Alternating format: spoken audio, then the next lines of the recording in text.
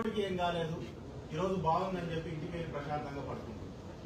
దీని నుంచి అడ్వాంటేజ్ తీసుకోవాలనే ప్రయత్నం అనేది మనల్ని ఏ ఒక్కరు కూడా చూడం. ఎందుకంటే అడ్వాంటేజ్ తీసుకోవడం వలన మనకు వచ్చే పెద్ద గొప్ప ఏమి ఉండదు. కానీ ఇక్కడ ఒక వ్యక్తికి, ఈ జిల్లాలో ఒక వ్యక్తికి ఖచ్చితంగా దాని అవసరం అనేది ఉందన్నమాట.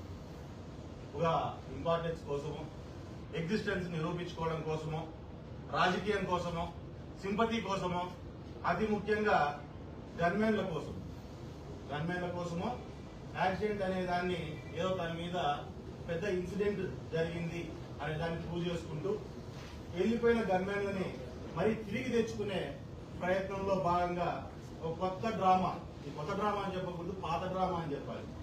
ఎందుకంటే జరిగిన ఈ సంఘటనని ఒక్కసారి మనము గతాన్ని ఒకసారి గుర్తు చేసుకున్నాం. 2009 ఎలక్షన్లలో ప్రకాష్ రెడ్డి మొట్టమొదటిసారి రాప్తా నియోజకవర్గానికి పోటీ చేయడం జరిగింది. ఆ టైంలో గాల్కుంట అనే గ్రామంలో చిన్నపాటి ఘర్షణని చూపెట్టుకొని ఆ రోజున రాజశేఖర రెడ్డి గారి దగ్గరికి వెళ్ళి ఈ రోజు ఎట్లయితే ఏడుపులు పెడబొబ్బులు పెడుతున్నాడో అదే రకంగా ఆ రోజు ఏడుపులు పెడబొబ్బులు పెట్టి అక్కడి నుంచి గన్మెన్లని ఆ రోజు తెచ్చుకోవడం జరిగింది. గన్మెన్లు వచ్చిన